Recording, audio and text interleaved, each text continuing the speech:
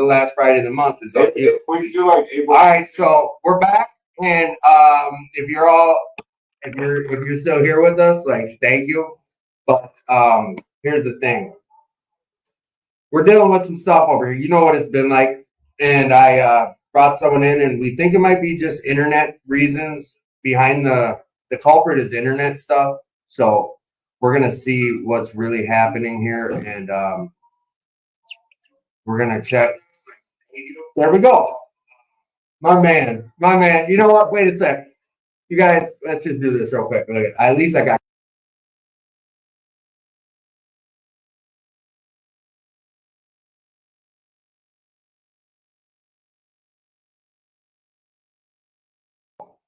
I came in here, Tim had no audio, and started clicking buttons, and I just said, dude, this internet keeps going in and out.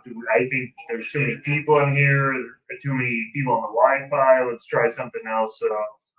Yeah, luckily you had your little hotspot here. We went on to a Verizon hotspot. Now we're live. Real quick, while I'm trying to share this out to the whole world, you just want to talk about the recovery. Will you tell us a little bit about your recovery, Will?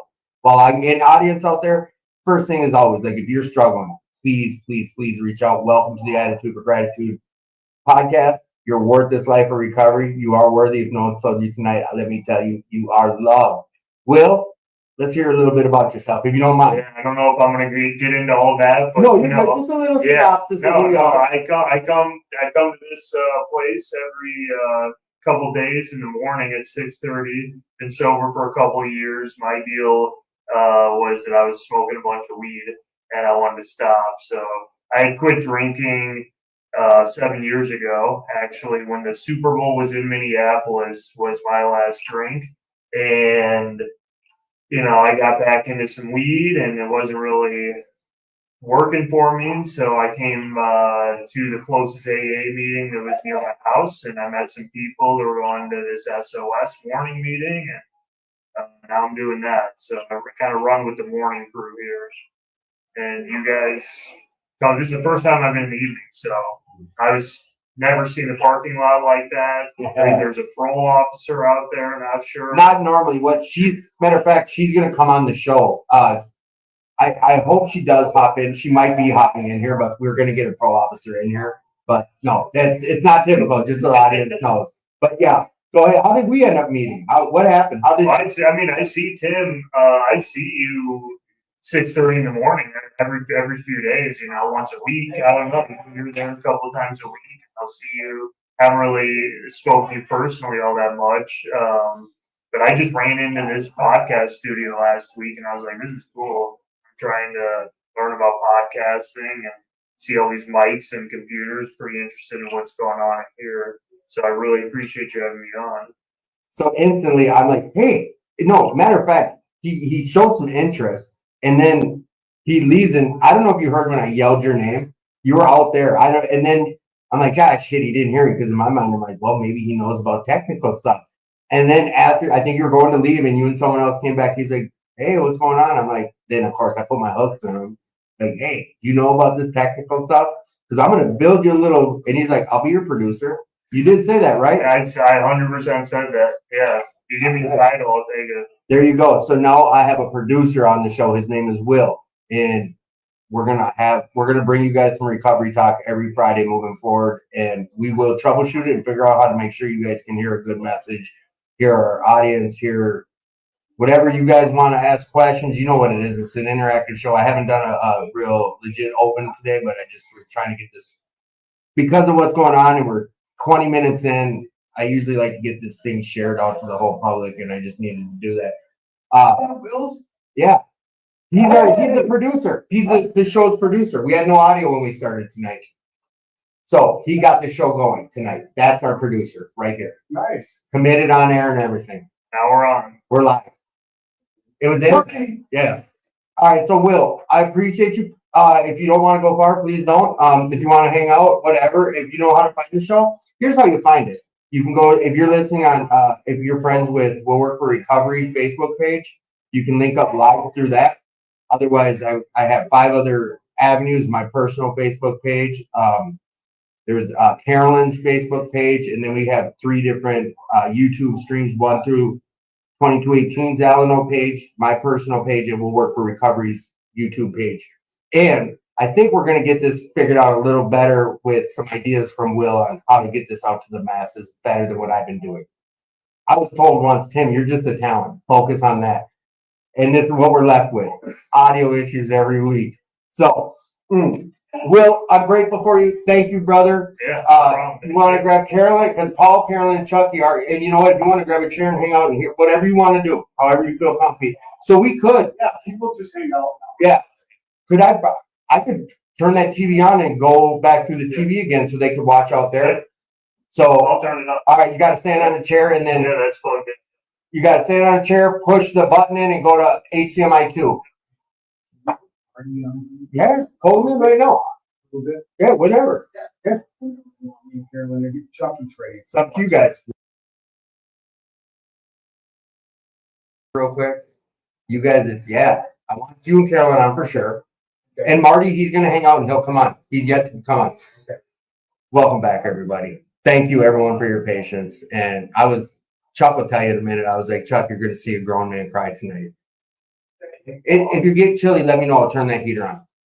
So I told you, like, you're going to see a grown man cry. I came in twice throughout the week, if you guys noticed, and I did some dry runs, and like everything was working fine. Where's You know, where I'll get seen? Right here. Yeah. No, you're good. So basically, we're back. We're good. I've got a guy who committed to be the producer. If you haven't heard, I'm just so excited because I know I'm repeating myself about this. But we're going to set this up. So Will's going to be in the corner with this laptop and the mixer. Try to just get as close to the mic so you can, because moving them, they're janky. We're going to get that all right. Oh, let's move. Testing. It's fine. To put you guys on mute. There you go. Unmuted. You guys could hear yourselves now and hear me probably. So here's the deal.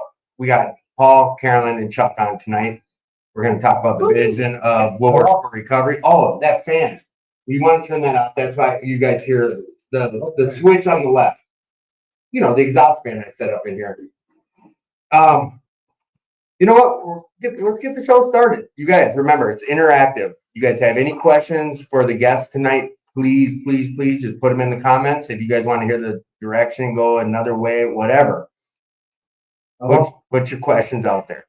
So, and now what we're going to do is this. I got this little remote for my camera.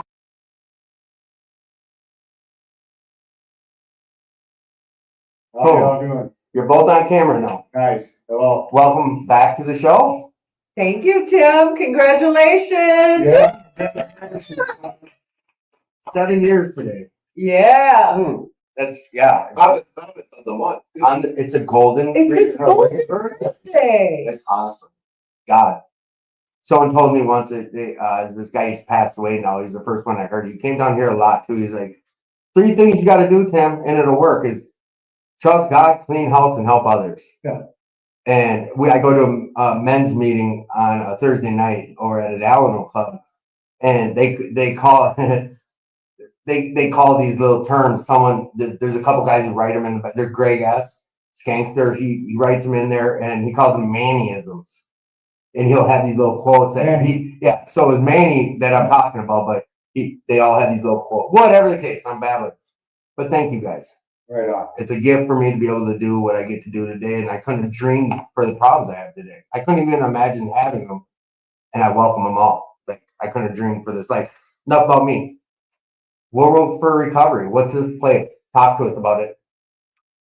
We'll Work for Recovery is a nonprofit 501c3 in Minneapolis. We are a recovery community organization. We hold a membership with it's the Alliance of Recovery community organizations. I love the word community. Yeah, community. We are a big community. People tend to forget Will that. you guys keep it going? I'm going to get them sound out there, and I'll be back and keep talking about We'll Work for Recovery. Yeah, we're a very large community. We just finished up the annual report, and we have on average 300 people coming through the doors every week. So that that equates to, 1,200 people a month.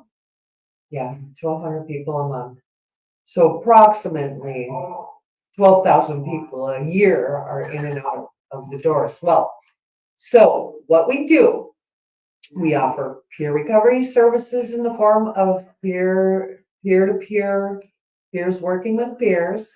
We have, well, you know, we kind of have the reputation of being the fun club. The cool kids club, the fun club, because of the It's a social, great reputation to have. yeah, the social activities, and that to me is very important. I know early in my recovery, I felt like my life was going to be a real drag without using and drinking and excitement and yeah. So, that aspect of having a social community and a community that strengthens one another and supports one another, and we go out to eat and we go roller skating, go karting. We're having a Super Bowl party on Sunday at 1 o'clock on Sunday. We're having a painting party. So it's party, party, party.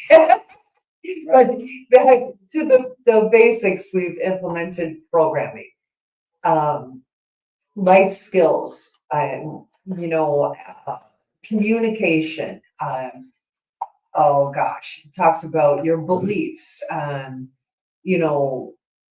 Early in my recovery, they told me to dream beyond my wildest dreams. So I went home and I got out a piece of paper and I wrote down all the things that I wanted to do in my life.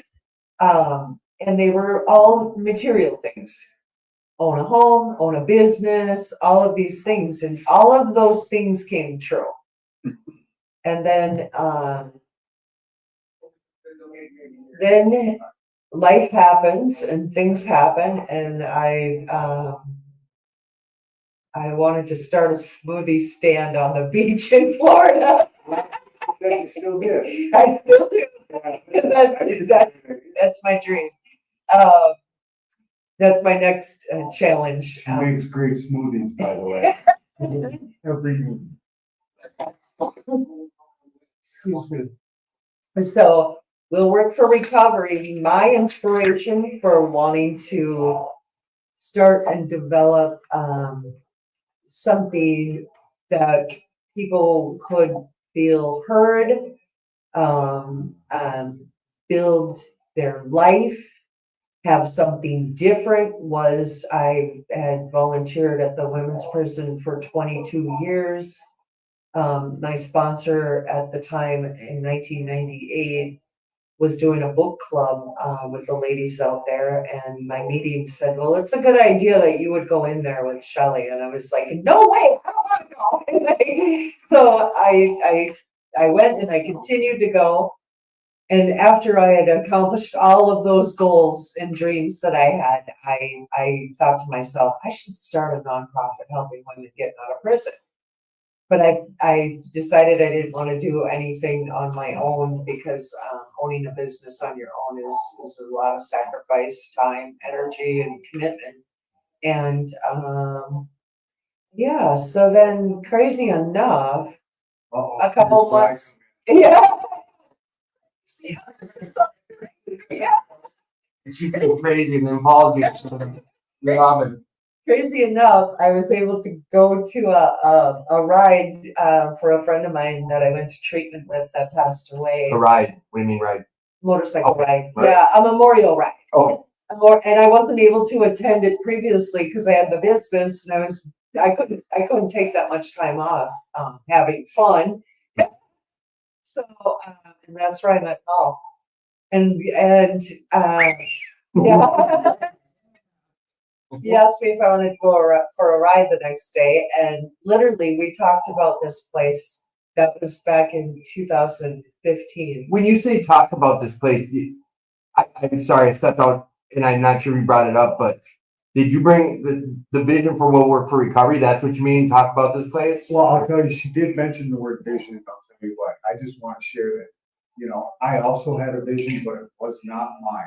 So I'll tell you what, man, I got shook up after a motorcycle accident, high-speed chase, and had this vision and a conversation with a big dude, God, my higher power.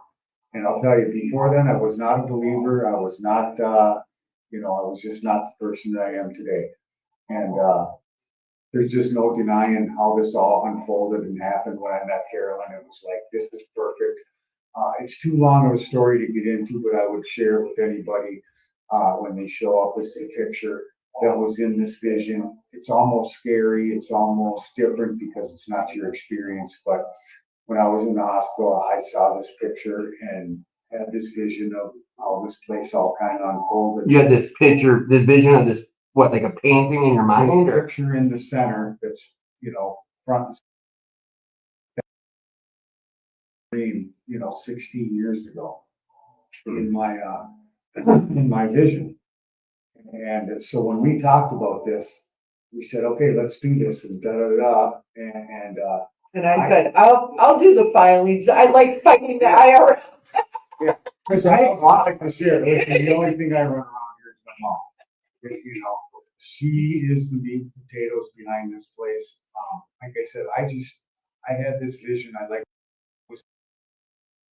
This vision came to me, and I just had to follow suit because before I crashed, I said, God, you get me out of this, and I quit. And I'll tell you, I'm never forget it. You know, I made this like a promise, and I just quit. Even Chucky is part of this whole deal, and you don't even know that. Yeah. Oh, yeah. You know, because, like I said, it's way too long of a story.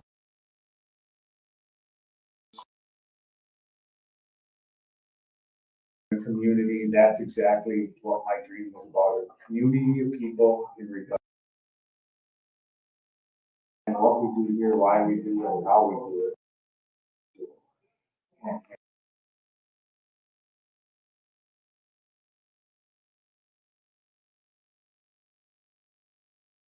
A lot better. When you say financially, if someone wanted to donate or Yeah. give to the center, how do they go about doing that?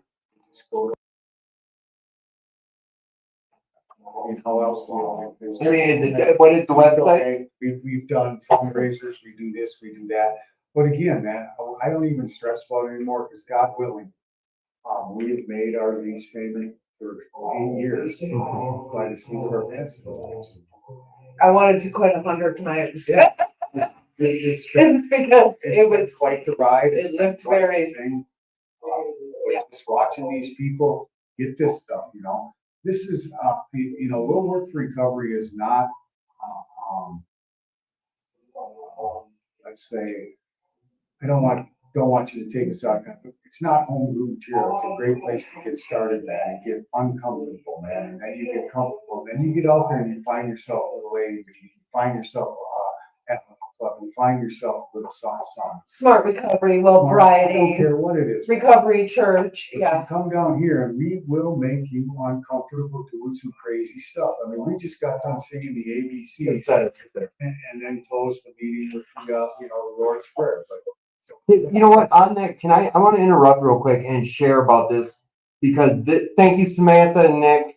They brought me some. Oh, that's so sweet. So with what Paul was saying, this was the first time, and this is part of my story. Is I was going to an outpatient place, and I saw a pamphlet on the wall with this guy with a handlebar mustache and this decent-looking woman next to him, and it said, "We'll work for recovery." And they're holding one of these cardboard signs, like you see people say on the corner, like "We'll work for," or "We'll work for money," you know. And they said, "We'll work for recovery." I'm like, this is interesting, and I had no concept of what recovery looked like.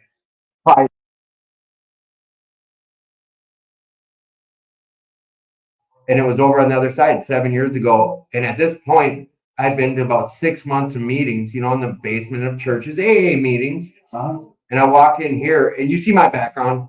If you haven't been down here, it's neon lights, Marilyn Monroe, the Blues Brothers, leather couches. This vision he's talking about, I like to dig into a little more about it, but it's happening. Like, I don't know how it's biker, it's happening. And I walked in and my jaw hit the floor and they said right away, like, this is a spot to, like a jumping board, like a diving board, like this is where you come get started, get integrated. And to me, I'm like, I'm never leaving. And for that first year, I stayed strong. But then that's what I did. I spread my wings, went out in the world, got involved in more like a home group, but I found my way back here. But what he's saying is my story. That's my story. This place kept me in recovery. If I wouldn't have found this place, and I say it proudly, if I didn't find Will Work for Recovery, I don't think my recovery would have worked. You know,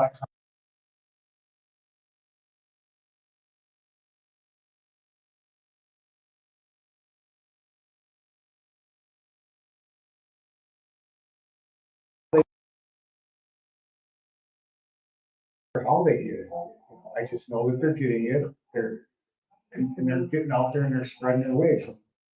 And that's what the vision was all about. That's the very beginning. Was just giving these guys some hope and some chance that, you know, like just tonight in the meeting, it was like, man, get loud, man, be proud. No audio? Oh, Stand on this stuff. yeah. It's important. Yeah. I was that quiet guy coming in here. I remember, you know, and I did a lot of meetings. I used to go, hey, and I mean, back then, even meeting Carolyn, it was like, when I met her, I knew that this was the person to do this with. I was just like super excited. And I think that's why she said, you know, I asked her out on that ride and the next day we talked about it. Because I had this idea for, you know. You brought up a higher power thing. Yeah. Looking back on the situation now, approaching Carolyn, like I get it, man and women and this and that, but do you think that was a higher power thing too? But with Carolyn, Absolutely. Everything I do is a higher power, Well- man, because I have to pinch myself and go, why me? You know, and Chucky reminds me quite often, man. You know, and so does Sally and Star. You know, you've been chosen, and it's just like, damn, be careful what you ask for, man. You might get it. And I think that's what happened. So I'll tell you what, I ain't the same person I was 15 years ago. That's a fact. you're not the same person I met 7 years ago. You're not. I mean, we continue to grow. I continue to grow. I know that. Yeah, that's important. Yeah. So I know I heard Carolyn talking about all these events we do. Like we've got something coming up here. What, Sunday? Yeah, Yeah. Sunday there's a Sunday, painting party at 1 and Super Bowl party. I got a phone call tonight talking about, you know, smoking brisket and all this stuff, and yeah, homemade macaroni and cheese. And You know, that's the cool thing. You know, we talked about the community. That's the cool thing about, you know, we started out, well, we'll just do some hot dogs and this, and before you know it, this community comes together and we're going, oh, we're gonna do this and we're gonna do that. Okay, that's what we're gonna Come do. on in. Let's do it. Yeah. You know, so it kind of like goes right back to, like I said, everybody's got a voice as well. It's important. Everybody's got an idea and vision, and it's important. So the one thing I notice about people that, like, when Paul gets them to share what their favorite color is, so everybody shares at the meeting. And it helps build self-esteem, it helps build confidence, to where they feel like, you know what, maybe I can do this. Look at this room. Right. That place was packed in there. Yeah. We had to move because I brought in about 15, 20 chairs. That whole beginning, I was bringing chairs in, so there yeah. had to have been over Oh 100. yeah. Did we Over do it now? 100. yeah, Well, they use the kiosk too. yeah. Yeah. Check in on the kiosk, people. Yeah. And you can keep it in our. I think, you know, we're still in the making. This stuff, we've been here 5 months, we've got a bigger space. It's still kind of like not put together, but we're getting it put together. Things are happening, man, and it's just well worth coming to check out. It might not be someplace you want to stick around, but it's definitely something you want to check out. Because like I said, if you ain't doing the structured AA stuff and NA stuff, we do AA stuff, we do NA stuff, we do CA. Well, variety. Well, variety. Tuesday We do nights. it all, man. You know, and it just gives everybody a chance to spread their wings, man. Yeah. Like I said, and I couldn't say it even more tonight, is that, you know, I'm here to make you uncomfortable, man, so that you get comfortable. Yeah. And that's a fact. Cause I was that guy, man, that, I remember my sponsor said, you're gonna greet at every meeting, and I was like, man, they got greeters.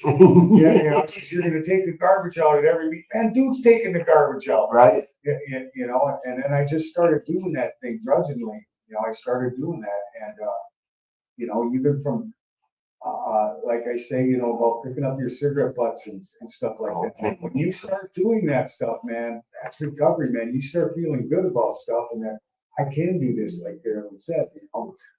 I can do this. I am capable of this stuff, and we only get better and better and better if we stay. Dustin said the other day in a meeting, and it's still stuck in my head about. He said, we just try to get 1% better every day. And I was like, man, that's true. And then I started thinking about it. I'm going, damn, if we get 1%, if I get 1% better each day, man, in a year, I'm going to be 365% better. Yes. So some of the stuff you hear in these rooms, I don't care if you've got 1 day or 1 year or 20 years or 30. Listen, everybody's got a voice. Valid. Chase wrote that everyone has a voice and it's valid. Jalissa, one of our longtime listeners, I love how much of a family this is. And there's usually food, always. And if not, someone ends up bringing some food. I love this place. And Carrie, it's a beautiful place to go, people. My ex-sister-in-law told me about the place years ago. Sweet people. We have thousands of people have been through these doors. How many people do you run into out on the streets that know you from, and it's this new life. It's this new life. I'm great. Like I said, I wanted you guys mostly on the show to talk about that vision, which you touched on it, but where we're trying to see the club go moving forward. And go ahead. Come on. I just thought of something. Come on. I really have to say. Come on. Then I want to get Chucky involved in here, man, because he's a major part of this stuff with this soap factory. Yeah. But anyhow, I was just sitting here thinking, and I just want to make a shout out to anybody. Has your house ever been broken into? Have you ever been robbed as a business? Have you ever, been caught with this, that, and the other thing? And people, listen, that's who we're working with. Your business is safer. Your stuff is safer. I haven't heard you say that in a while. Yeah, but a lot of people don't look at it like that. No. And that's what I get off on is like, listen, man, I don't care how they do it. I just need them here. Yeah. I just want them here. I want them listening, That's the passion I like have. stuff that, whether it's cool, whether it's fun, whether it sucks. I don't care what it is, man. I'm just telling you, when you're here for an hour, you might hear something that's going to change your mind, your heart, your soul, your something. And that's what's important, man, because I'll tell you what, man, I don't want you guys out there selling dope to my grandkids. Right. Yeah, ditto. Right. But man, can we get Chucky just sitting over there patient, man? He makes this soap stuff, and I'll tell you what, when he turned me on to soap, I was that guy that was kind of going, nice soap, good soap. And I brought some home and used it, and I'll tell you what, man, I've been feeling I get so good when I use this stuff. I don't know if it's psychological or what, but I want to make it. He prays over this stuff. He prays in this stuff. It's just so special to me, and I just love using it, and it's just some great soap. So Chucky, tell me a little bit about that soap stuff, man. He gets all nervous. Come on. Okay, Chucky. I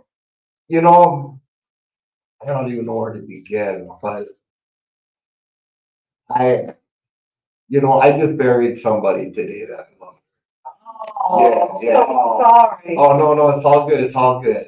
But thank you. And, it makes me realize tomorrow is not guaranteed. Man, And that's why I tell you every day how much I love you guys. I know. He doesn't let a moment pass. What was that initial? What popped in your brain when we're talking soap? What was it that made you originally think of soap?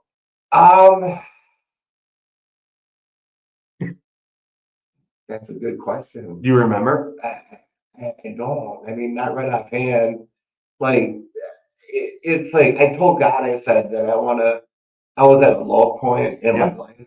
And I'm like, God, can you give me something, please? Can you give me a gimmick or a product, something? Like the pet rock guy, give me something, please. Because I want to get off of disability, you know what I mean? It's like I told them when they put me on disability, I said, well, whatever this disability stuff that you're talking about, I'm going to get off it before it get me on it.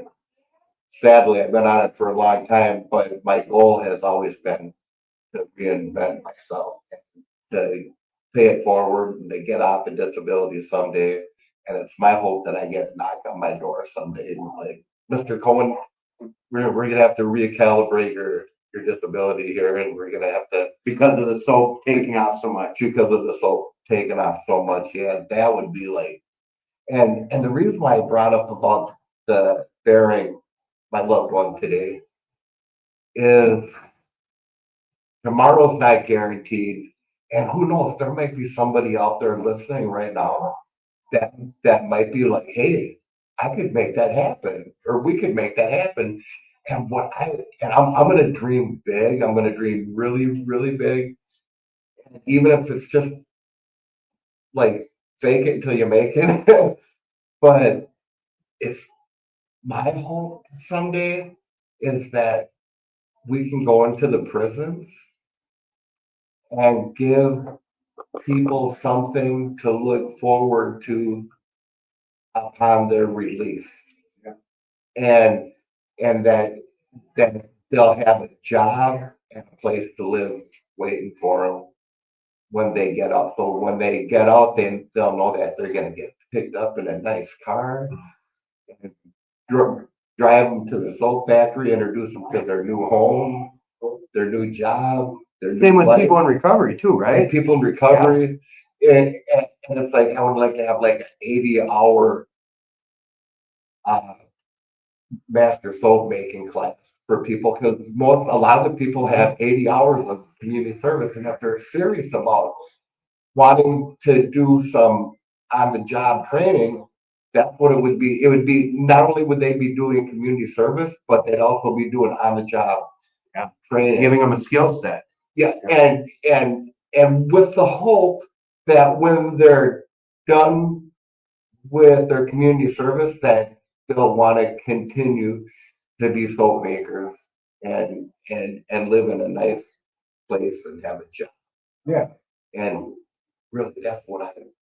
If there's anybody out there that's got like millions of dollars and you can help us make that happen, I mean, the streets are safe tonight. But just think, like 9 to 5, they'll be even. Yeah, I don't know. I just see the streets being safer and cleaner. So, you know, like, yeah, I like, Okay, so, oh, go I ahead. was just gonna ask you, Chuck, you're a very spiritual man. We know this, and you bless a lot of our meetings. The first time I met you, there was this thing you did, and So fun. yeah, what is that whole thing? I know we played it once on the show here, Yeah. but if you're okay sharing, why do you do that, and what is it that you do? Oh, I love this part. Yeah, It's like God is with us right now. But when he hears the sound of that trumpet, he leans in. Yeah, man. He leans in, and it's like we're summoning God to come be a part of our Right. fellowship. Yeah.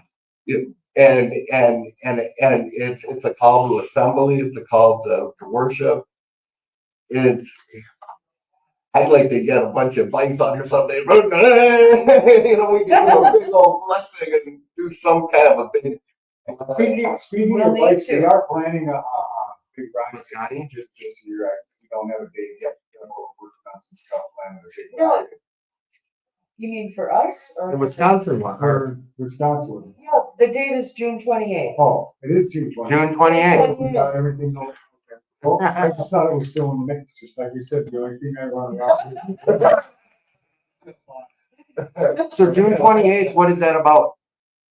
It's, Kevin will tell you. yeah, I'll tell you. It's a ride for life. It's a very dear friend of mine, another God orchestrated relationship. Is started a nonprofit called oh gosh, no, It'll come to you. Ripple Drug Awareness and Education. And that was formed out of the heartache of losing a child to fentanyl poisoning. And, Which is in everything right now. Right. yeah, It's and in weed, guys. we- Most we- felons going after. Felon at- just last week, we lost another member of the community. No audio? Oh, Yeah, her brother found her and we have no idea, or no answers, but it's just been my own nephew. I mean, it's been No, keep going. very tragic, very. So, yeah, it's gonna be, it's called, Ride for Life, Ripple. Again, it's Ripple, Drug Education and Ripple Drug Awareness and Education. They're based in Wisconsin. My nephew was in college in Winona and unfortunately came to the same demise with fentanyl. So that's that. gonna be a great ride. The ride, I yeah, can't wait to listen to And the it's- show far with all the motorcycles. yeah. And it's Oh, ending at, the end of the ride is at Bucknuckles in Wisconsin, which is a very, very beautiful ride of country roads and very nice, so. I would Yeah. love to bring the shofar in there and. Oh, yeah. Oh, you're bringing the shofar. Oh. So, Yeah. So, I have to say, Chucky has become kind of a celebrity. Back, years ago, I had gotten connected for my business through business networking meetings, and it's where business people gather in the early mornings or at lunchtime and share their business with each other. And so my very good friend, and now I have to put a plug in for this place too, she's a chiropractic assistant for Creation Chiropractic in Eden Prairie, which is a neurological chiropractor. That's the short story of he's not just a backcracker. He got a doctorate in chiropractic anyway. So she leads this business networking meeting called Ambassadors for Business. Well, Chucky came with. Now he's become, the sweetheart of the group.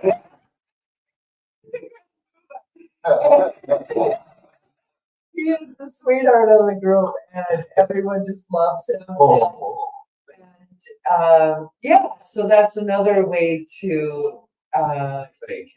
to move forward your vision. It just is connecting with people that Well, wouldn't that be great if maybe there might even be somebody out there that's got like billions of dollars? but you know what else is good? Is working for it little by little. Yeah. speaking of work recovery, I'll tell you, I remember being Carolyn sitting down here by ourselves. When we first started. We started with like 7 people. Small, and me and Chuck had talked about the soap factory numerous times. She started, and all of a sudden, man, Before you know it. you get out of the way and they will come, Yeah. Wait, when I keep bringing up the money thing, I keep thinking, like, Tim asked me the other day what I would do if I had $100 billion. Yep. I would definitely, I would get a soap. I would probably buy some some nice hotels and turn them into where people can live and work from. So it would be like a place where you can live and work. So we just need a lot of. Yeah, you got a vision. You have a vision. Chuck's got a vision. Yeah. He's got a vision. And that's where it starts. I mean, you said, and I always ask that question to Chuck about, we did it on air a few times because I knew his answer wasn't going to have anything to do with selfish. Like me, I'm going to be like, oh, I'm going to buy this. Oh, I'm going to buy that. He was like, I'm going to do this for others. That's Chuck's heart. Well, yeah, and a vision takes steps just like recovery takes. Yeah. Oh, yeah. When we do step 1, then we do step 2, then we don't go, we don't start at 9, 8, and we take them steps. Yeah, and that's why Paul got me a vision board, Why? So you could do what? so I could reel it in. That's the best. I had to remind himself. I love it. I saw that fishing pole at the other center, and I was like, "What's that?" I was like, "Chuck, he's reeling in something." I just need to remind him because you do. I mean, he's constantly saying, "All I want to do is put it into billion people's hands. Everyone in the world. He's like, yeah, I know. He wants a semi truck. Yeah. So, and he's got a bucket up there. Yes. That's what he's Great, so he brings to the meeting. Yeah. 8 o'clock on Wednesday morning. That was bad what Paul just said. Like, we started step one. We got to remember that. Like, you start here, you keep growing. I want my black belt tomorrow. Like, that's, I'm an addict who can understand that. I want instant gratification. Yeah, early in recovery, it was like, okay, I spent 16 years, messing up my life and just, destroying my credibility, just everything. Yeah. In the first couple of months, it's just like, I want to fix everything just now, and it's funny, but Well, as an addict, everything was instant, with the drugs, with this or that. It's now. And you come in here and you got to take a breath. You got to reel it in. It doesn't happen right this second. For me, it didn't. One of the nice things about the soap, it's instant gratification. You can make it. Hey, no, go ahead, tell it. 4 hours later, you stamp it, put a stamp on it, and you head right into the shower, man. You're focused. It's like you breathe life into this little thing, which is a lot of soap. it is wonderful. So I love you guys so much. Oh my God. I'm going to keep telling you guys that. So, as we always do on this show, I always tell people it's an interactive show, and we've had lots and lots of people writing comments and lots of support for the show. And audience out there, sorry, as of right now, I'm only viewing the statements that you guys are sending through Facebook, so the YouTube stuff. Sorry, I'm not getting to it right now. Next week and the following weeks with my producer, we'll have that all locked out because I'll have multiple screens, all that stuff. But I tell you guys to send in questions if you're okay sending them publicly. Awesome. If not, my numbers are across the bottom, so send them in. And we got a couple that came in. If you guys are okay answering some questions. Sure. All right. And there's a lot of them common ones that I ask every week. Well, this one was, what's your strongest asset? Let's just go around the table. Paul, what's your strongest asset? Why you start with me? You know what, Chuck? What's your strongest asset that you feel? Well, I know you guys are going to laugh at me, but I feel like patience. Why would we laugh at that? Because I'm I'm a doctor. As you just said, that you just want a black belt. yeah. No, I guess, let's see, my great asset or my best asset? That you feel, yeah. Boy, that's a really good question. My best asset is that I love people.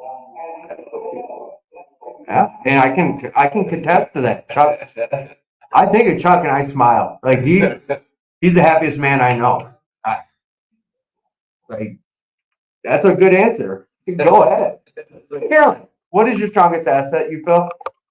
my strongest asset, gosh, that's a tough one. That's really tough. I would have to say emotional intelligence, where I can stay like, okay, so the wonderful thing that my beautiful sponsor, who's 88 years old today, taught me is grow up and be a woman. She said to me. And part of that was the ability to pause and think and contemplate and then come back like an adult and communicate. Not freak out about stuff, not play every worst scenario in my head, but to be able to just stop, pause, and that has helped me grow up and be a woman, so to speak. I don't have to react to anything anymore. I can stay calm and sober-minded, which means, that I don't have to, constantly react to this, that, and everything. Has that become the new normal for you now? Like after years of doing it, or do you still have to sometimes pause? Sometimes I snap, but very rarely. Right. I used to Yeah. do that on a weekly or every other day, being hot-headed and stubborn and all of those things. And I think being stubborn has turned into an asset for me because I'm determined. Right. I've got grit, I'm going to hang in there. And even though I feel like That's why I quitting. call her gunpowder. I like that. It's because she's smoking hot. Aw, man. It started because I love the NHRA. Boxing on here. NHRA, yes. Yeah, that's my favorite sport. My sponsor's on here now, and he took me my first 4 years. They run cars up there. In I love NHRA. But Abbott Brainerd. yeah, him and his dad, the Vice Boys. I love One day I'd like to travel, like Gator Nationals is coming that'd up be in March. Like, you travel the circuit. it. Shit, John Forrest and all that. Yeah. Nice. I didn't know you guys were NHRA peoples. So In particular. you got all the time to think about it I now. had some time to think about it. Strongest assets. And my strongest asset is that I am extremely willing to stick this stuff out. Extremely willing, and I've become very creative with it. And I think that's been a major asset for me is just to stay willing. 'Cause there's, like she said, many times I want to throw in the towel, but it's just like you see one person, you see, Chucky, you see, you just say, man, I'm gonna do this. I'm gonna figure this out. So I've stayed in here to figure it out. Sally told me a long time ago, there's only two things you need to be successful in this program, and that's to have compassion and empathy. And believe it or not, I have that. It's not the same as everybody else, but I've learned a lot here in this program. And Would you say growing up in this program? Like she kind of, Oh, you shared about in a way you've grown up into a woman into this oh program. my gosh. Yeah. I know you shared with me earlier about, I'm not going to break the whole story or anonymity, but making amends to someone you saw an early, well, it wasn't even recovery really, but you said some harmful things to someone. You told them about themselves and you made an amends. we did that today. But this grown woman next to you, you asked her, should I make an amends to? Like, is this to me our assets? Is that the cop that raided my house a couple times? No, Don asked. Oh, Don yeah, S. we don't want to, yeah, remember, Don S. at the New Hope, There was a main speaker in an early recovery. I'm telling his story, but he remember at the, 1 year anniversary? We were Yeah, talking about the yeah. 1 year anniversary and Don, Oh, yeah. should I make a mention? He said, yeah. yeah. And, by golly, That yeah. he remembered me. Yeah. So, but like, they were to me, She was standing right next to me. and that's right. I think of stuff like that. It's like that's in early recovery or in the old life. Was that something you would have done before recovery? It's back to like you just said, the willingness, Yeah. I have to think about this stuff now, but man, I just stay willing to try to get better. I mean, after Dustin said, even if I get 1% better a day, Right. I mean, that's recovery to me. Because I'm still a mess. I've been doing this 15 years. I know guys out there that have been doing this 20 and 40 years, and I don't want anything they got. Yep. So to each his own, man. I do have to interject. This is the most hilarious story ever. Come on. So it was snowing really hard on a Saturday night. We normally go up to the Basilica, but instead we decided to go to the Outlook up in Maple Grove. So anyway, we get there and sit at a table and we're gonna eat dinner, and Paul's looking over at the bar and he's like, I think that's that cop that raided me and I just terrorized him. And he said, I'll give you a job. Just please stop this stuff. Anyway, Paul's sitting at the table scared, and I'm like, you need to go up there and talk to him. And like, I will come with you. We're gonna talk to him. Anyway, he bought us dinner.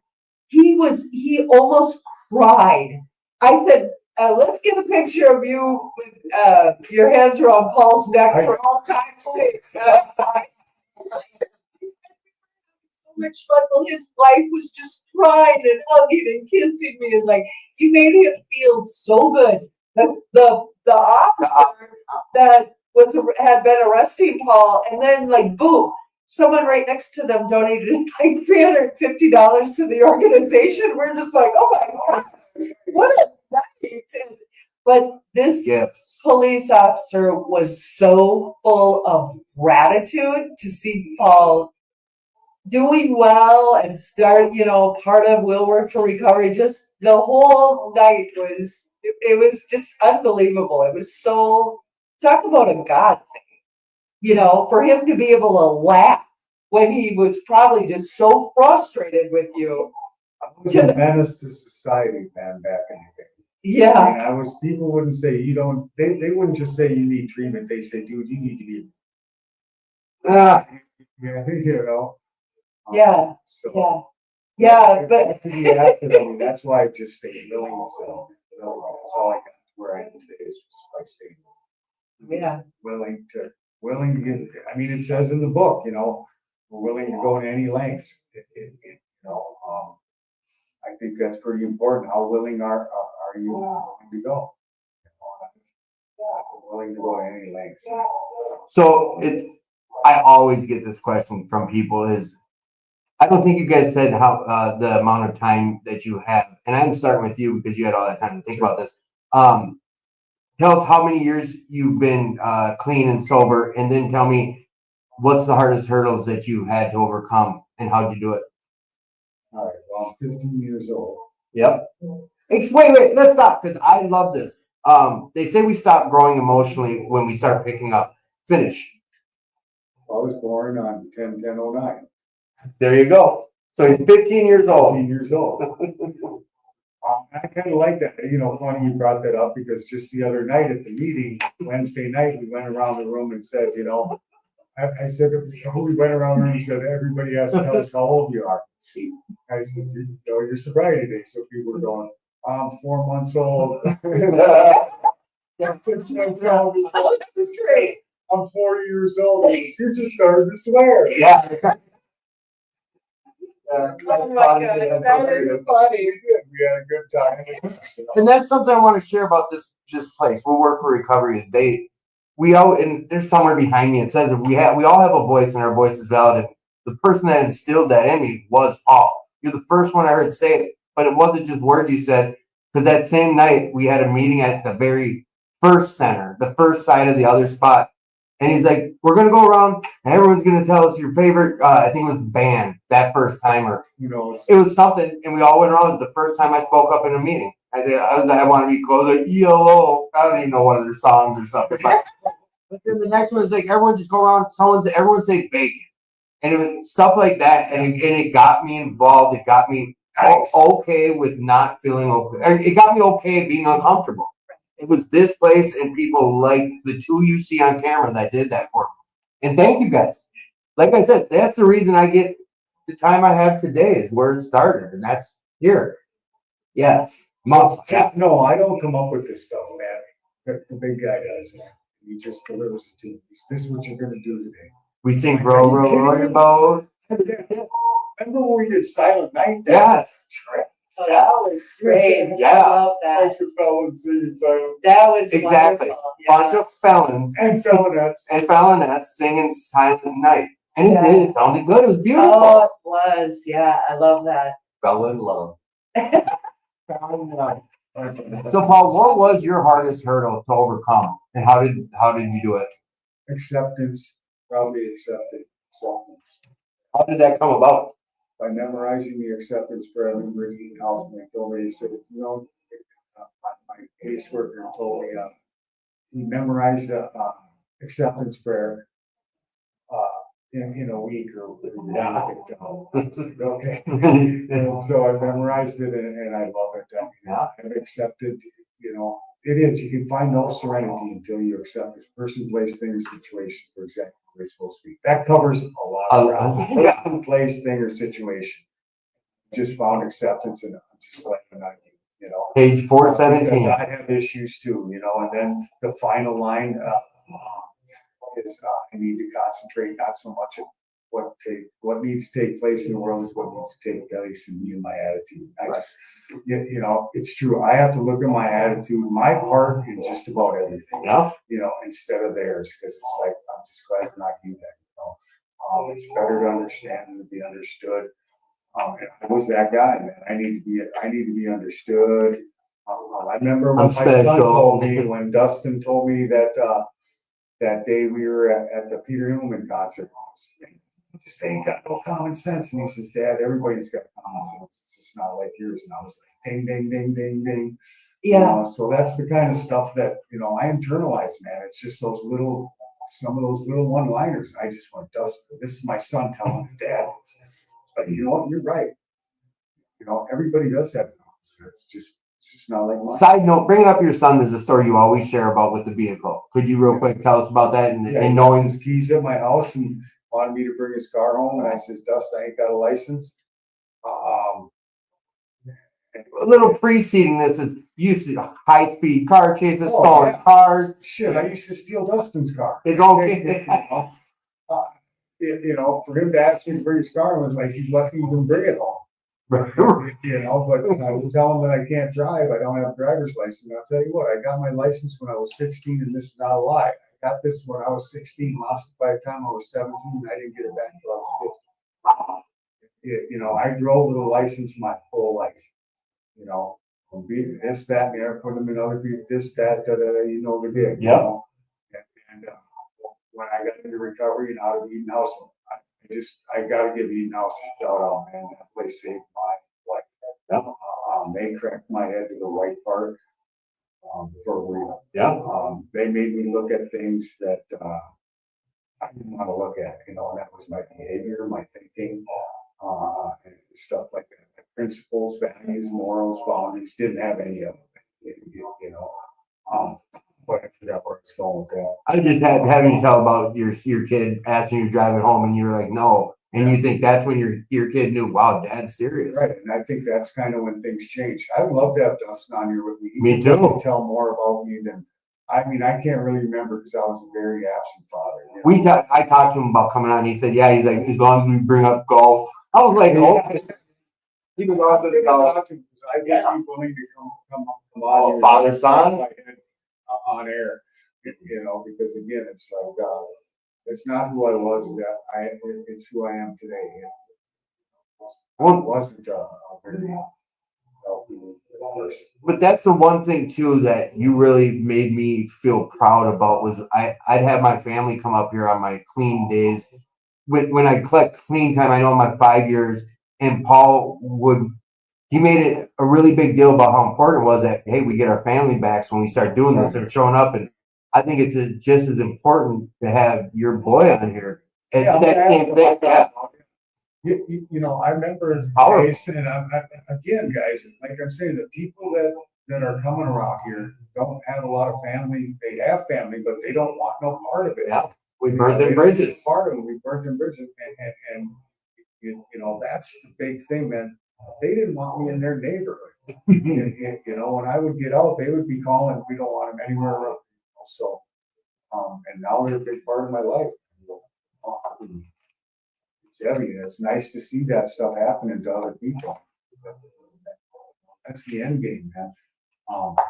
You know, I'd like to share something that, again, that I internalized, memorized out of Rick Warren's Purpose Driven Life. It says, you know, when life on earth is ending, don't surround themselves with objects. What we want around us is people we love and have relationships with. In our final hours, we all realize that nothing matters more than forgiveness and relationships. So don't wait till you're on your deathbed to figure that out. Nothing matters more than forgiveness and relationships. The wisdom is learning this sooner rather than later. So, you know, when I thought you were reading that off your phone. No, I couldn't see your hands. Yeah, no. That one, again, there's just those things, man. Listen, I'm either showing up at meetings or I'm showing up in meetings. That's the kind of stuff that I internalize. When I hear something, people talk about spiritual awakenings and spiritual experiences. Man, when I have that ding ding moment, I have to write it down. It's a spiritual awakening. It's a spiritual experience. There's something in it I needed to know instead of going, yeah. No, when I hear something that goes, wow, just like, there's You got me in that habit a long time ago. Paul shared about that, and I do that all. Try not to dwell on the things you cannot control. Better yet, focus on the things you have control to Yeah. change. I wrote that down 2 days ago just because of, there you go. and we get to use other people's experiences and take Oh, yeah, ideas. spread the Don't gatekeep. So Carolyn, Yes. what are some of the biggest hurdles you dealt with in your recovery, and how'd you overcome them? How much time do you have clean? You shared earlier, I think, but No, I didn't. oh, April 14th, 1996. That's my birthday. April 14th, 1996. That's 30 years? 28 years. Yeah, he knows. He's waiting. 28 years. And He's expecting that. So, no, 28 years. 28 years. The biggest hurdle I had to overcome, I would have to say fear and doubt. Fear and doubt, because I didn't know what this was all going to look like for me. How am I going to have fun? How You am mean I gonna- recovery in general? recovery in general. Fear and doubt. Throughout the years, I think I think, you know what, there's just been many, many, many things, but to tell you the truth, this one I'm gonna tell everybody. This nonprofit deal has been the most challenging thing I have ever done in my life. I had a business with 9 employees, open 18 hours a day, 7 days a week. There is so many facets to a nonprofit. There's so many things that need to happen. It took me a whole month just to get through the figuring out of the year-end reports, and then I had to start my month-end report the 1st of February. You know what I mean? Right. This has been the most challenging. Someone said to you, in over your head. No, I'm not over my head, but I'll tell you, I'm, you know, Challenge. yeah. I'd So, like to testify to that. Yeah. Because it's like I said, I see your work. It's just, this is, I could never, ever do this. the stuff we don't see as addicts and alcoholics walking through that door is what Carolyn's back here doing in the computer. She's here all the time. And I'm gonna address something. A few of you have asked about some other facilities that are dealing with legal stuff. We're not gonna talk about that tonight, but what we'll talk about is Carolyn just shared about the hoops and this and that, and it's because she's doing it correctly. There's no cutting corners. There's no, this is, you guys know what I'm talking, I mean, there's a lot of these nonprofits and these treatment facilities, they're dealing with some stuff, but from my understanding, I don't even want to talk about it, but by the books, it's a lot of work to do it the right way. And that's the challenge you're dealing with, correct? Right, yes. Yes, well, I mean, okay, so we've always been person-centered. That's why we've been broke as a joke. It's a fact.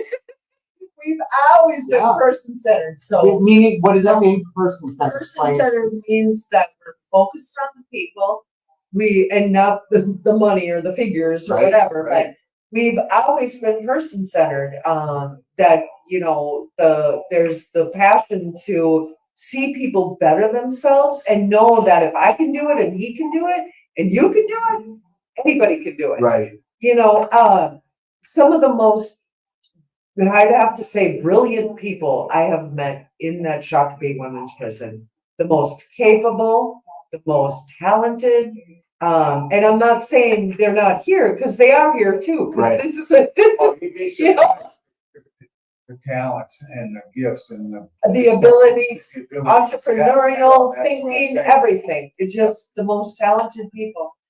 So, you know, I would have to say with that is that it's kind of like with the chaos going on in the recovery Yeah. world. It's like it's not recovery. It's street-like thinking. Okay, so Okay. we're gonna go from, you know, stealing stuff out of people's garages to white collar crime. You know? Right, no. You know, it's not recovery. It's the same mentality, You're good. but it's on a white collar level. Help you in here. No, yeah, so that's rude what I'm doing, trying to talk And around. it doesn't focus on the person. It's focusing on the numbers. And that's, I think that, I don't want to, it's hard for me as someone who's not involved to speak on it, but I know a lot of these other places that are dealing with legal issues. Could we say money driven? A lot of them, it was based on money, and here it's based on the person walking through the doors. Yeah, And absolutely. with that too, also, I believe that, that's why financially, we struggle. Yes. it Financially, is. we struggle. Yeah. And without me jumping ahead and not knowing the facts, I didn't want to say it in a way where I put us in a pickle, but I'm not saying there's corners we cut, but we could be billing hours for that. We could set some up. We're only here to bill people for something to get money out of the state. And we're not taking that avenue because we are people centered. We're worried more about, and that's what has attracted me to this place, is you guys cared about me. It Yeah, wasn't what I could bring. I don't know. I try to get that point across. I have a tough time, but yeah. Well, this is my new guideline. Anybody that is getting hired moving forward needs to have a sponsor or a mentor. I want to make sure that people are adequate to be able to, you mean hired here at the center? yes. Right. Yep. Yeah, they're going through boot camp. Well, that's I made that decision the other day. that's a good. Yeah, I see nothing wrong with that. You're protecting what you guys have built. yeah. And the people And that they're eventually working they'll see with. it her way, our way, the way. That way. Eventually they will, you know. Yeah. Well, they're not gonna have a choice. They want to. It's no way. It's no way. It's the way. That's good. What, you're trying to slide out of here? You guys trying to call it a night? No, no, it's true. My shoe. No, not you, more so on him. Because we brought someone else to the table here. Could you please introduce yourself, sir? Hi, I'm Marty Logan. I'm an alcoholic. Right on, Marty. Marty. So you've been a faithful listener to this show since the inception, I believe. You've followed since I've been at 2218. Have I had you on yet? Yes, sir. I sure did, didn't I? Yeah. And you told us your story. Yeah, a little bit. Was it at 2218? No, it was actually at the Over. end for like- That's right. You know what? When we had tons of people in and out, coming and going, and Yep. go ahead. So when's the last time you were at the new center? Have you been? Is tonight the first night you were down here? No, I've been here a couple times. Paul showed me around, and I kind of stayed out of the way because I seen all the construction going on. I've been watching on Facebook and seeing what's going on down here, and Jeffy Payne and all the guys doing construction. I love the fact that people are pitching in, grabbing their tools and getting her done. And you know, I knew this was your 7-year deal, so I wanted to come down and personally say, attaboy. Marty's been Proud of in you. spirit from the day we opened. Yeah. What's this dynamic? Absolutely. When I first came down here, I was living in a halfway house after treatment. I had 25 years sober, and I'm going to give all glory to God because I had a personal encounter with my God, and I needed help, and I asked for help, and He was there. I felt like He was the only one I could cry out to. When I did, He did. And there was something more to it that I had to do, right? I had to read what I call the big book. Yep. And practice its principles and become a better version of myself daily, right? I didn't know if anything happened when I talked with him, but I felt something in here, right? Right. I felt a weight lift, felt something in here, and he started changing me from the inside out. And it's been freaking years, and it's still going on, right? The change is still happening. But I stayed sober 25 years, all glory to him and his word, and based upon the principles of the big book, right? Well, I went trucking across the country, isolating. Obviously, Yeah. I'm living in a truck by myself, and found out the wife was cheating, not with a man, with my bitch, the bottle. Oh, so I said, hold my beer. And we went on a 5-year roller coaster ride. Right. And, you know, they say if you clean the house out and don't fill it back up, the demon will invite 7 more to come with it. And that's exactly what happened to me. I went down an ugly road, which I knew Mhm. where it was leading to. Yeah. I did it anyway. And again, I'm gonna give glory to God for keeping me. I still have my Class A license. Yeah. I didn't lose the wife. I didn't lose the house. I didn't lose everything like I had before. That's when I went into treatment, got into the halfway house. A buddy of mine brought me over here to Willwork. And my mind was blown. Right. This was like a bar with no alcohol. Come on. You know, it was like a big party. This was the kind of scene that I hung out when I was using. Right. You know, and I had to nerd more. I had to learn more. I had to see what's going on here. I met Paul.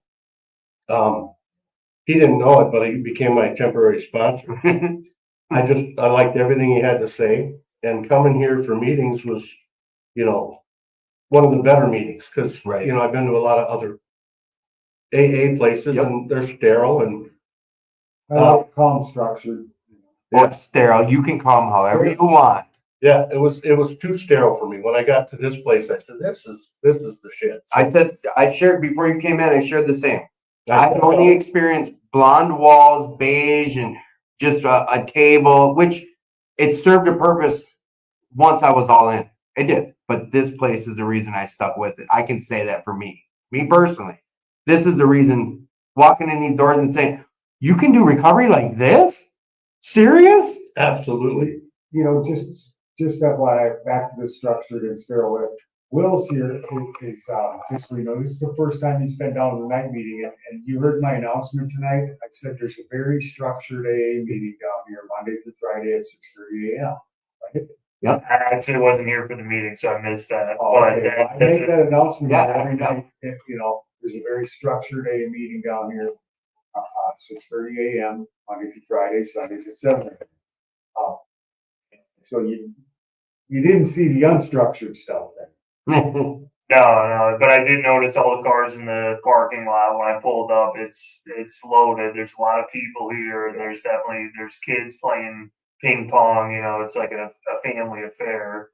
You said you'd never seen the part when he came before you came in. Once he got this is the magical Will he's our producer. Title, you know this now. It's on you.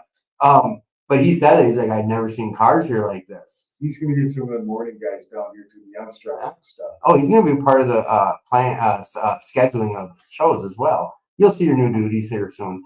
But how long you did kind of share? I had you sharing at the beginning, and I know a lot of listeners weren't on then. But tell us about that morning meeting. How long you've been coming to it again, please, and what it is. Yeah, I showed up to the morning meeting probably about 2 years ago. Yeah, like Paul said, it is more structured. It's to me, I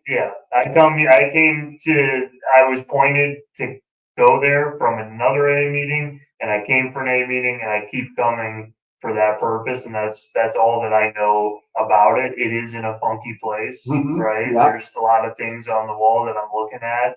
I guess one story to kind of sum up my experience in that room is one of the first times that I showed up. I went up to the coffee. You know, this is early in the morning. It's 6:30 in the morning. I pour myself a cup of coffee and it's cold. Yeah. And I took a sip of it and I poured it in the trash, knowing I made fresh coffee. And I had come from a meeting that met at Dunn Brothers every day, right? And and so The good stuff. yeah, and then I remember walking out of there and asking one of these gentlemen, you know, there's a refrigerator full of soft drinks. And since I didn't get a coffee, I wanted to grab the soft drink. I said, should I put $1 in this little tin can or not? Is this a joke? And he said, yeah, sure, put it in there. Of course it's a joke. The whole place is a joke. Look around. These guys at 6:30. But yeah, that is kind of. I mean, is it a joke? Is it not? I mean, we take recovery seriously, you know, but we're also joking around too. I mean, I guess it is what you make of it. Yeah. Like I say, it's this place. I still haven't been able to word it the best way.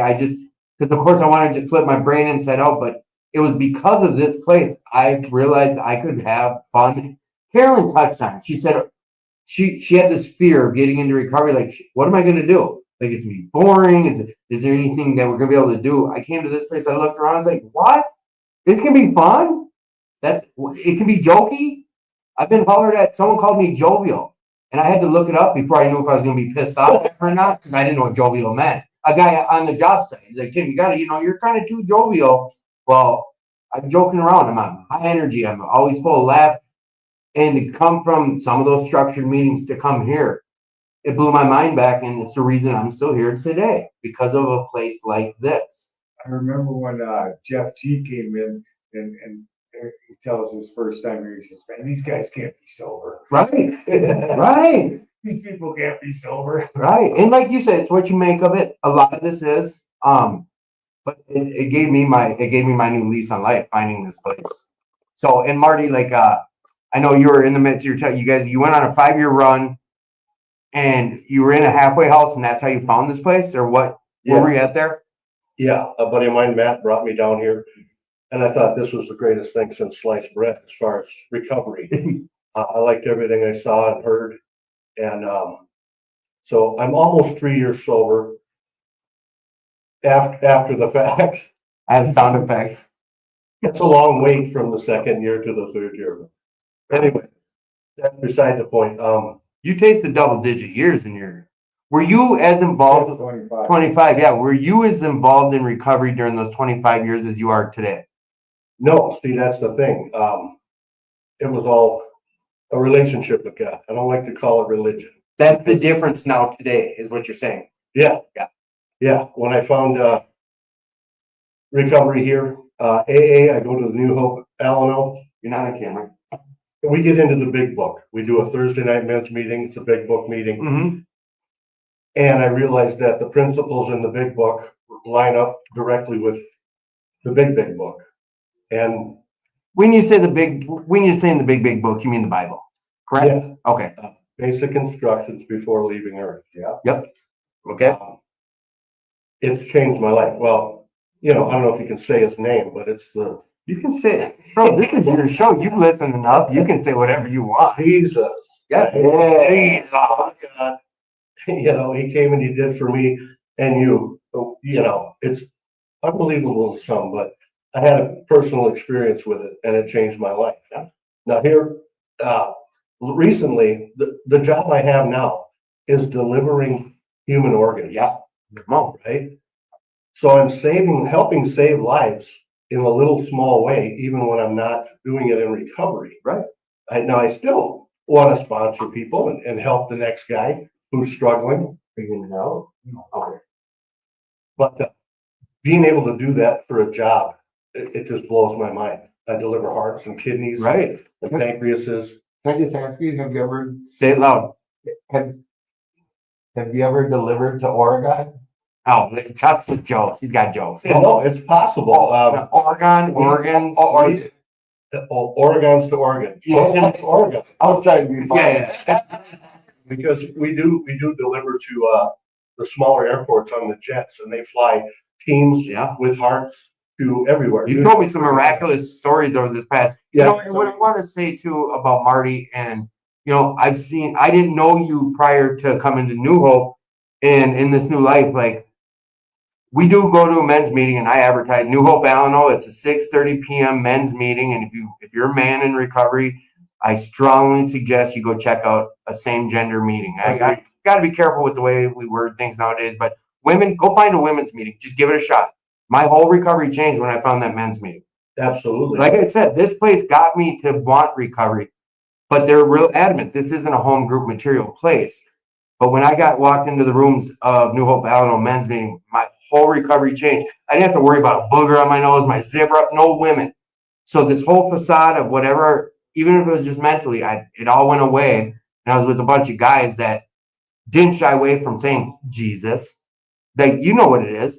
And Marty in this room this last 3 years, and you've been going through the book with a guy named Dave, I believe, or you were, and you would know listening to Marty, sure, you guys have heard him tonight. He's got a strong faith.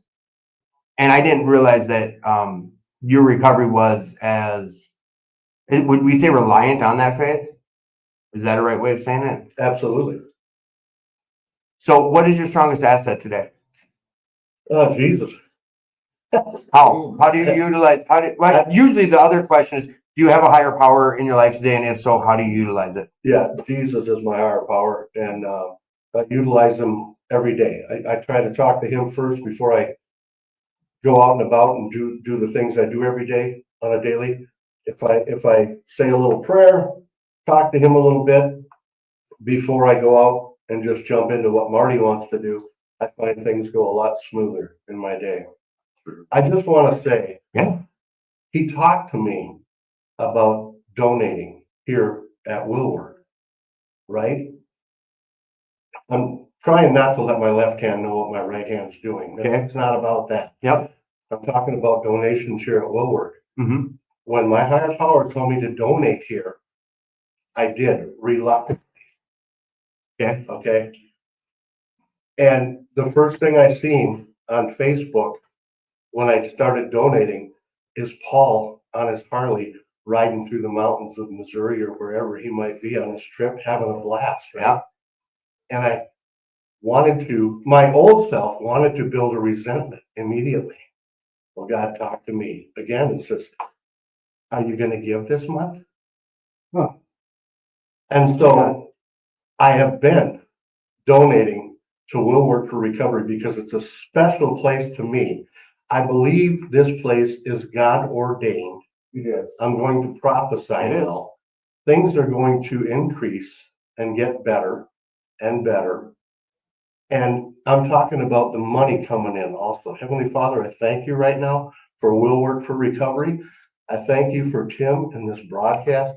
I thank you for Paul and Carolyn for what they do, helping others, reaching out and touching people's lives.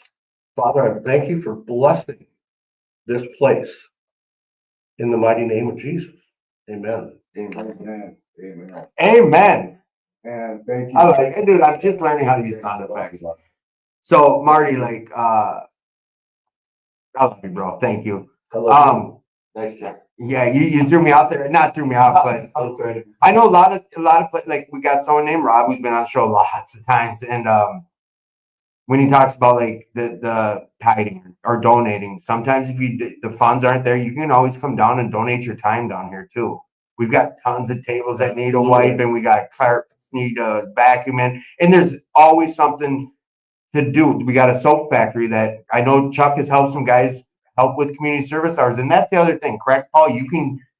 We could have, if you have community service hours and you need them, Yeah. you could send your kids down here and get their community service hours done, or yourself, whatever the case, correct? Yeah. So Will, what is your strongest asset?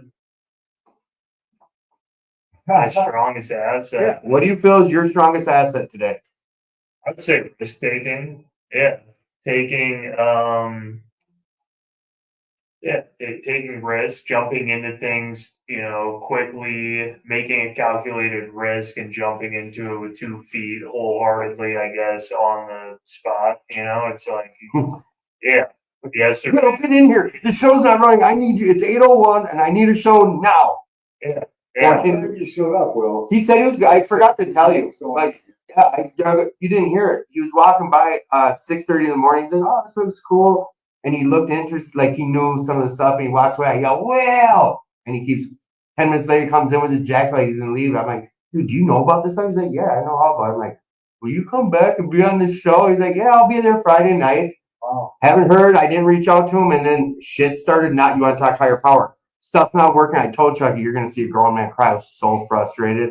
I had it working twice this week. Perfect. I've seen you. Yeah, working perfect. So I was like, we're going to just turn it on. And it doesn't work on tears. And here comes Will. Like, I'm here. I'm like, oh. Yeah, we figured it out. You know what we need? You figured it I out. know what we need is we got to get Ethernet and we got It's to just hardwired. Yeah. So was internet, Paul. But we have good internet. But I think what he said, when there's a lot of people back here, everyone's hopping on their phones on the center's internet. Right. So luckily, I still have this from That's before. what was happening with the football games, that everybody was on their Wi-Fi Yeah. and it was. So to eliminate that, we hardwire. hardware for Okay. sure, guaranteed. And maybe buy an expensive router. I don't know. You'll tell me what to do. Yeah, I bought one at my house. I'm pretty stoked on it. and All right. an expensive router, and just boom. Well, I have one of these things. I don't know if now's the time to talk about, but you plug it in here and it's a booster. But if everyone's on it, we'll talk about it after. So, we're getting close. We've been going for almost 2 hours. Yeah. So what I want to just do real quick, Paul, is there anything that we didn't touch on about the center that you want to put out there to the public? I don't know. There's just so much, man. It's not for everybody. It's like I said, I just like to make it clear that, we work with some long shots, man. And the lesson is just watching them grow, man. That's it. Cause I am Yeah. a long shot, Right. and I burnt every bridge, man, family, everything, man. And it doesn't have to be like that. I don't have to live that way. And that's why it's just the way it's set up like that. Because like you said, it's like partying in the garage. It's like I had to figure some way that people like myself, long shots, are going to enjoy themselves and get comfortable getting uncomfortable. And that's what we do, man. We just make people, we get them uncomfortable, man. They get comfortable, they get to liking it, and then they get out there and they network and they spread their wings. They send somebody else back, and it's just a cycle. And it's just, like I said, this isn't my vision, man. This was God's, and I was just a messenger. And like I said, sometimes I have to say, why me? And because I saw that Facebook post the other day, and it said, I get most of my exercise now shaking my head in disbelief. There's nights I walk around and just going, oh my God. Well, this morning he was on my couch. You guys, Yeah, no, he's like, man, I'm busy. And he's on the couch. I'm like, you're sitting on the couch. He's like, Tim, I got it. I had to walk out of the meeting for the very end and get my thoughts together because of how much is going on and walk around the center. It's a given. There's a lot going on. Where this center was 4 months ago to where it is today. Holy shit. Think about it, Paul. We don't have a front door, well, we have the front door, but I mean, there's a lot of work. Dude, remember walking this whole area had bags of dog food to the ceiling. This whole thing was filled with dog food. That wasn't even the scent. Like, bro, you be proud of what you've done here. Like, be proud. All right, sorry, I get on that weird tangent. So, and you know what, Jalissa, like, we love you. Thanks for being the supporter you are. And I wouldn't walk in with a booger on my nose. It was just an example of why I like being able to go to a men's meeting, because that whole thing falls away. Speaking of that, Wednesdays at 5:00, there's an all women's meeting that takes place here and an all men's meeting. A guy named Sheldon coined it crosstalk at 5:00 because we just all pipe in and hold each other accountable, help each other out with what's going on in life. That's another good example. That's what work recovery is. We need to crosstalk at 5:00. I mean, what's the first thing they tell you in the structured AA meeting? Don't cross. Don't crush talk. We interrupt each other, man. If you got something on your mind, share it. A closed mouth does not get fed; it gets high and drunk. Yeah. So that's. I mean, like I said, this is not my idea. This is just what God tells me. What I need to do and what I need to incorporate and what. Because man, I just love these guys, man. On a side note, long shot. For Ben, to anyone who hasn't been here and will, just to kind of update you and to what Paul's talking about, we don't have phone lists here. It's called We'll Work for Recovery. The one thing we kind of do go above and beyond, but you still have to speak up, is before any meeting starts here, we stop and say, who needs a ride home? And we've done this since the day I've ever walked in these doors. Who needs a ride? And someone holds, no matter what, I'm going out to West St. Paul, and no one's ever went without a ride that I've seen. We don't move on with our meeting until everyone is going to be able to get home. The other day, that one person, nobody was going. They were going way out of the way, and dude said, "Listen, I'm going to call you an Uber." Yeah, someone's going to take care of it. It's that community piece here. So we're getting near the end of the show here. We're going to wrap up and do some things that we always do. This cake that's been sitting in front. Just teasing. So Paul, a couple quick things. I'm getting back to this thing. If you could have any superpower, what would it be? You always ask that too. Yeah, and people love it. Oh, and anyone out there listening, that was the other thing, Jalissa. Thank you for answering some of the things that we're asking. If you guys want to answer any of the questions I say, put them out there, and I try to read them, but I'm so dyslexic. But interaction. We love it. So what's your guys' superpowers as well? Paul, what is it? Yeah, I don't know. I don't really need any superpowers, man. I got God. He's the superpower. Play the game. Any super, could you fly or read minds or play? I don't really know. I mean, I think I have a superpower, and that's just listening to him and staying willing to listen to him. It's a tough question. Boom. I don't need a superpower, man. I got, No fun at playing this game. Well, if you could have any yeah. superpower, a superpower, Marvel movies, superpower. Teleport. Boom. Yeah, I like to go a lot of places and do a lot. Like, you know, Blink of an eye, teleport. your theme there, God's created a beautiful world, and there's a lot to do and see. You know, and I feel like since I got sober, it's time to get busy, and I feel that urgency. Do you ever feel a little bit of urgency waiting at a red light or something? If I could just Stop talking about red lights. yeah, I've heard you talk about them, but if we could teleport, you know, and skip that, that would be what I would choose. And I know that my choosing isn't always the best thing. Stand by your man. Now, I wanted to sing "Stand by Your Man." But there's a few questions real quick I want to ask you guys. If you could have any superpower, what would it be, Carolyn? If I could have a superpower, what would it be? Instantaneously travel. Yeah. All right, so real quick, Carolyn, name of the show is Attitude for Gratitude. You were the guest on tonight. I want to make sure that you tell us about your gratitude before you leave. My gratitude before I leave. To have had that's making a lot of noise. Super great. Okay, that got me off guard, but gratitude. I've been writing a gratitude list every morning. Sometime, and I started that 28 years You ago. still do every morning. So times I got away from it. And you know what? My attitude kind of go. Conscious. Yeah. So writing my gratitude list, like I'm super grateful. I'm super grateful to be alive. I'm looking at that picture and I want to cry. I know, Colleen. She passed away. Yep, she this passed week, away. I'll give you details later. It's not Yeah. a celebration of life, but it's a month or two out. So and I'm super grateful to have another day with Petey. Yeah. He's sick and he's got a tumor in his lung and Petey's their puppy. yeah, and Don't feed the dog when you come down here. super grateful to be alive and to be present and to be healthy and Like Chuck said, tomorrow's not promised. Right. I'm grateful for you guys. I'm grateful for you, Tim. Look at this, how this has evolved.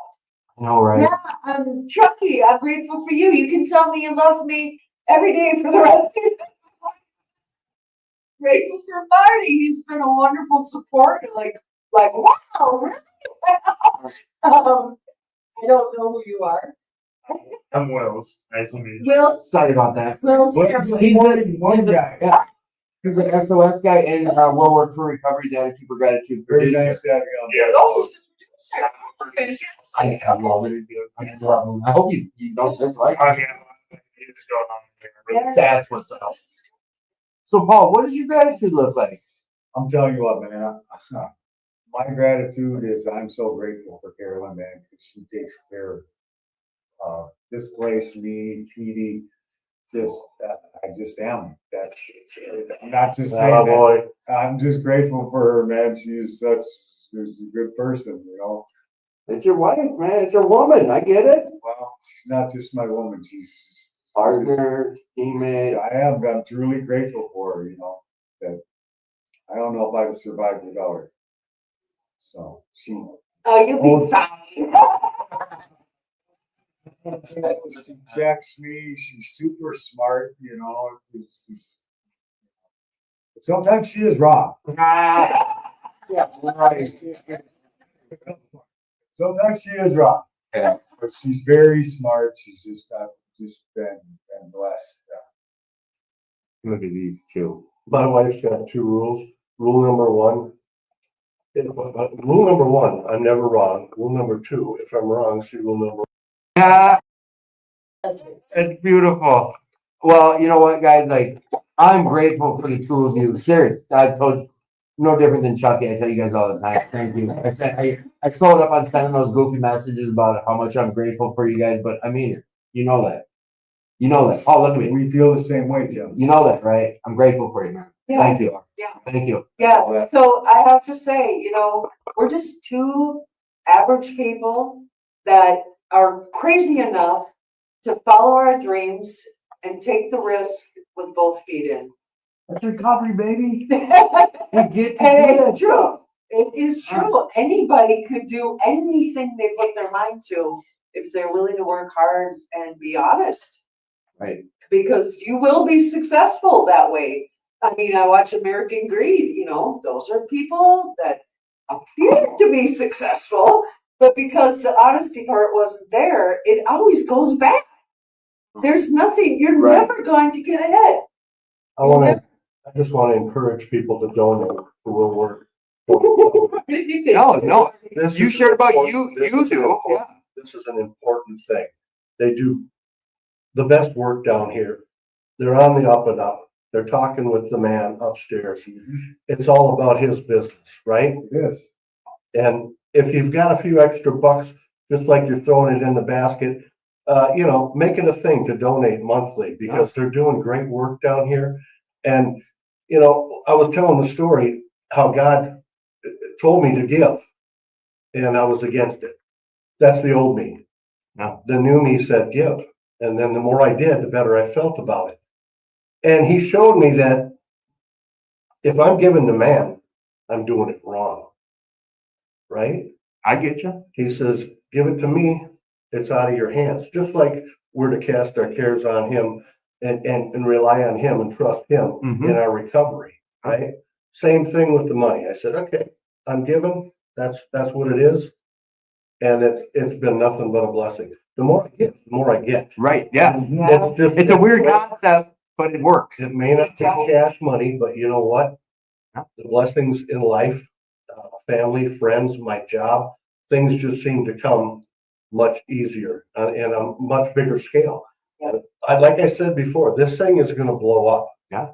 I You believe that. guys get ready. Okay? Buckle up. And buckle up and rely on him.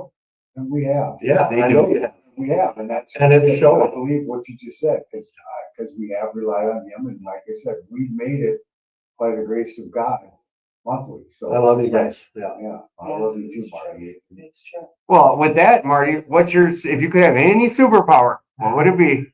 I'm with Wills on this, the Transportation.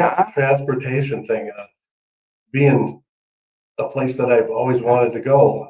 Beat Like- me up, Scotty. Yeah. Right? Yeah, Like when I see Paul and Harley out in the mountains driving, I want to be there. Right. All right. So the name of the show is Attitude for Gratitude. What's your gratitude look like today? Oh, I'm thankful for my higher power. I'm thankful for Will Work for Recovery. I'm thankful for Timbers being an example to me with this podcast, with 7 years being recovered, we'll say, Recovering. recovering.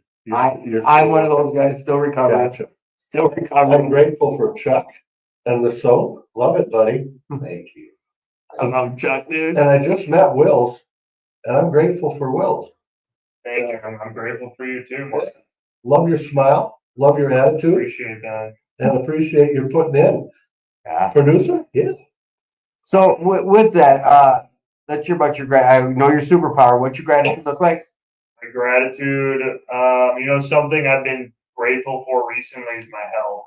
I've just, heard people talk about, hey, you got your dog sick, or your Yeah. sister is sick, or your parent or child, or things like that, just to be healthy myself, my family, my immediate friends, like anyone in my closest circle is currently healthy. I'm super grateful for that. And then just, all the basic needs are met. And, I believe it's all gifts from my higher power. And that's it. I'm grateful for the life I have today. I'm grateful for you. So, Chucky. Mr. Chalk, I know I know I could have an option for another mic. I have an option for 2 more mics, and we'll get to it. So, Chuck, let's hear about first any superpower. I love this one. Come on. Well, I did a little thinking, and I'm going to switch it up a little bit. Okay. if I had a superpower, I would employ people all over the world and give them a place to live. I don't know if that's a superpower. Yeah, it's your superpower. There's no wrong answer to that. So what does your gratitude look like today, Chuck? My gratitude would be my higher power, God, and I'm grateful for the people that I have left in my life that are still alive, and I appreciate everybody in this room, and I really mean that with all my heart. I appreciate everybody in this room, so thank you for letting me in. Thank you, Chucky. I would have liked to have you end the show out with a little blow of the shofar and a I don't have the shofar with me, but I could do the blessing. if you would be able, before you do that, what I would like is, Carolyn, is there anything you'd like to add before we end? There'll be many more nights too where we can, but Yeah, if there's anything I forgot to, I that you, believe so. No. okay. No. And donation for Will. Let's. Chucky, I just- Stu will give his last breath if he could. He would give his last breath if he could. All right, so, real quick, I'm gonna just kind of give an outro. Chucky's gonna wrap this up I love after. this. But thank you, everyone. Anyone who tuned in tonight, we had tons of you. Too many to Never give up. never give up. No, never. Jalissa and you know who you guys are. Our A1s from day ones. Thank you so much, and everyone else who checked in. Ron, it just Tom, everyone. Sorry about the kerfuffle at the beginning, but real quick, it won't happen again, will it? Won't happen again. There we go. So, but if you're out there struggling tonight, please reach out. We understand. We know mental health's a real thing. Like, please reach out. There's this thing, recovery, we got going on here. 6:30 a.m. structured meetings every night, 7 p.m. meeting. Wednesday, we got meetings. Super Bowl party coming up. Tons of stuff. WWFR.org or the Facebook page. And like Marty was saying, like, you can donate too. That's the same avenues that we talked about in the same way you're listening to this show. Please fight for yourself. You're worth this life. No one's told you today. I love you. You're worthy. Chucky's going to close us out with a little bit of a prayer. And just so people, if they wonder, it's in Hebrew. Earlier we were talking about how God leans in, and it said when he hears it in Hebrew too, that it raises an eyebrow. have you ever heard this? Oh, you're in for a treat. Whenever you're ready, brother. So this is it. This is in Hebrew, the language that Jesus spoke, and this is the blessing that he would give to the disciples. I'll say it in Hebrew and then in English. It goes like this. Yivarecha Adonai v'yishmarecha Ya'er Adonai pinav alecha v'chunecha Yaseh Adonai pinav alecha v'yisem lecha shalom. May the Lord bless you and keep you. May he shine his face upon you and be gracious to you. And may he turn his face towards you and give you peace. In Jesus' precious name I pray. Amen. Amen. Thank you, world. We love you. Till next week. Thank you. We'll see you. Great times. Cake time. Come on.